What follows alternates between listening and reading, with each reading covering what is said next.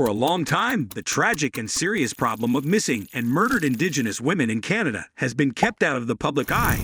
Deeply ingrained structural problems that have disproportionately impacted Indigenous communities, such as racism, colonialism, and socioeconomic inequality, are reflected in this ongoing tragedy. The murder and disappearance of Indigenous women remain a serious and unsolved issue, despite several reports and investigations.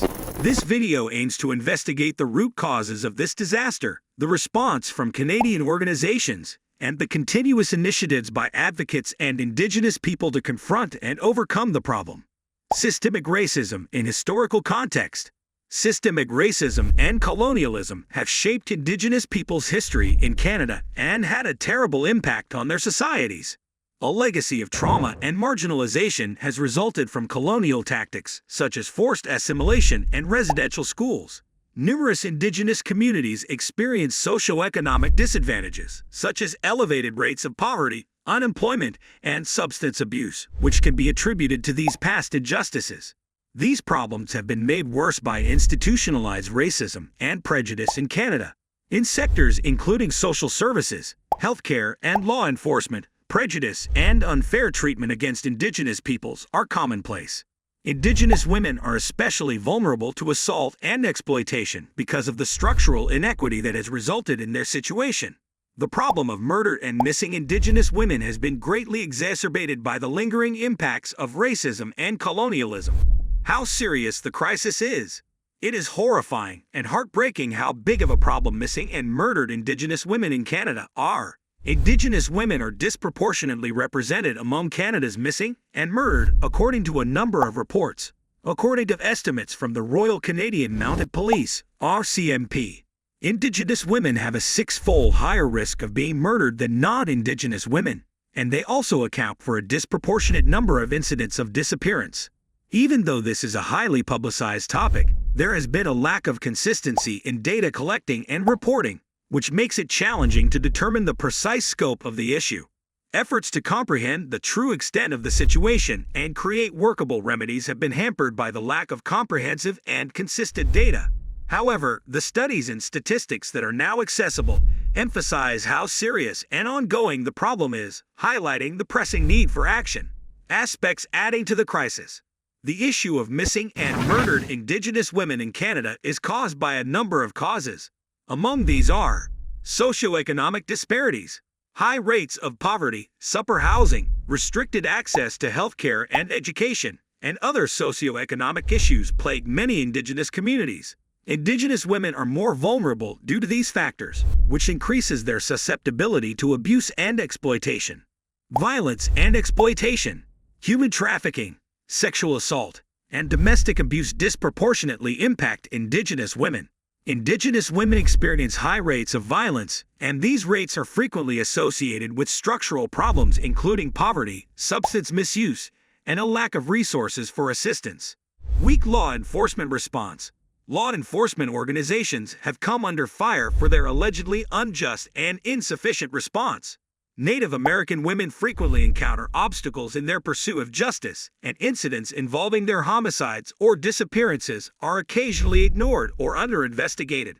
The problem has been made worse by the mistrust that exists between law enforcement and Indigenous people, discrimination, and colonial legacies. The marginalization of Indigenous peoples has been exacerbated by both persistent discrimination and the legacy of colonialism. Due to the systemic oppression and historical trauma experienced by Indigenous communities, Indigenous women are more vulnerable to violence and exploitation. Governmental reactions and proposals. The issue of murdered and missing Indigenous women in Canada has received more attention in recent years. In order to address the issue, the federal government as well as a number of provincial and territorial governments have established commissions and probes. The National Inquiry into Missing and Murdered Indigenous Women and Girls, which was started in 2016, was one important project. The inquiry's goals were to look into the crisis' underlying roots and offer suggestions for how to solve it. Released in 2019, the final study advocated for a national action plan to solve the crisis and found other systemic concerns. Furthermore, a number of advocacy groups and organizations have been striving to increase support and awareness for Indigenous women. These organizations have pushed for more robust law enforcement responses, greater support services, and enhanced data collecting. Their work has been crucial in raising awareness of the problem and promoting significant change on a national level. Problems and rebuttals. In spite of these initiatives, resolving the issue of murdered and missing Indigenous women has been fraught with difficulties and complaints. Among the principal difficulties are application of recommendations. There has been a sluggish and uneven application of recommendations resulting from reports and inquiries. Many advocates have voiced their dissatisfaction with the persistence of systemic problems and the absence of meaningful reform. Inadequate support services. There are frequently insufficient funds or resources available to provide shelters, counseling, and legal aid to Indigenous women. Inadequate support services impede attempts to properly address the situation and add to the persistent vulnerability of Indigenous women. Systemic racism and bias. Within law enforcement and other institutions, systemic racism and bias continue to impede development. A thorough approach to addressing the situation has been challenging due to the mistrust that exists between Indigenous groups and the state. Community and bottom-up initiatives.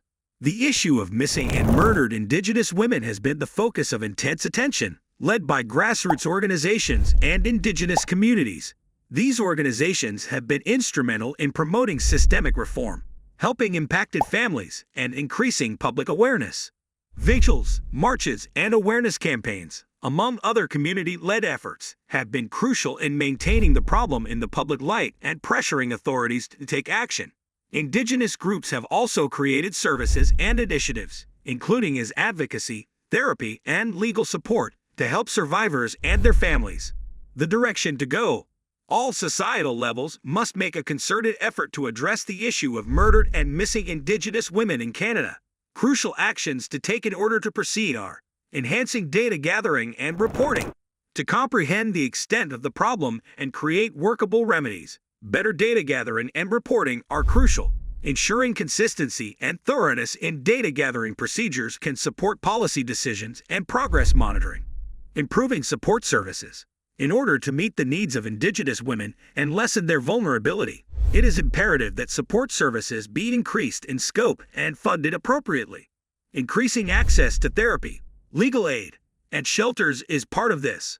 Addressing systemic issues. In order to ensure a just and efficient response to the crisis, it is imperative that systemic racism and bias within law enforcement and other institutions be addressed. This entails strengthening trust between Indigenous communities and authorities, fostering cultural competency, and raising accountability. Empowering Indigenous communities. Effectively tackling the situation requires respecting and assisting Indigenous-led efforts as well as their right to self-determination. Achieving long-lasting transformation requires giving Indigenous communities the capacity to take the initiative and make decisions regarding their own affairs. The public awareness and media roles. Public perception and comprehension of the situation surrounding missing and murdered Indigenous women are greatly influenced by media coverage, but depictions in the media frequently fall short of offering thorough and considerate treatment. Sensationalism and dramatic storytelling have the power to reinforce preconceptions and downplay how serious a problem is. Contextualizing, highlighting structural concerns, and showcasing the voices of Indigenous women and their communities are all important components of effective media coverage. Media outlets can increase public awareness and support for initiatives to address the situation by emphasizing courteous and truthful reporting. Changes in law and policy. Adopting substantial legislation and policy changes is also necessary to address the issue of murdered and missing Indigenous women. To make sure that government policies adequately meet the needs of Indigenous women and communities, they must be examined and changed. This involves passing and upholding legislation that improves vulnerable groups' protection and assistance. In addition, policymakers need to concentrate on developing and putting into action plans that deal with the underlying causes of exploitation and violence. Governments may act to make the lives of Indigenous women safer and lessen their vulnerability to abuse by drafting comprehensive policies that address both immediate and structural challenges. Promoting cooperation and community partnerships. Addressing the issue of murdered and missing Indigenous women requires cooperation between governmental and non-governmental groups as well as Indigenous communities. Strong alliances and cooperative environments can result in more efficient and well-planned responses. Incorporating Indigenous leaders and organizations into decision-making procedures guarantees that the solutions are grounded in the community's culture. The main goal of collaborative efforts should be to pool resources, information, and experience in order to create and carry out plans that cater to the needs of impacted people and communities. Stakeholders can tackle the issue head-on and get meaningfully closer to justice and safety for Indigenous women by banding together. So, what are your thoughts on this? Tell us in the comment below. If you want to watch more video like this, then do subscribe to our channel now. Thanks for watching.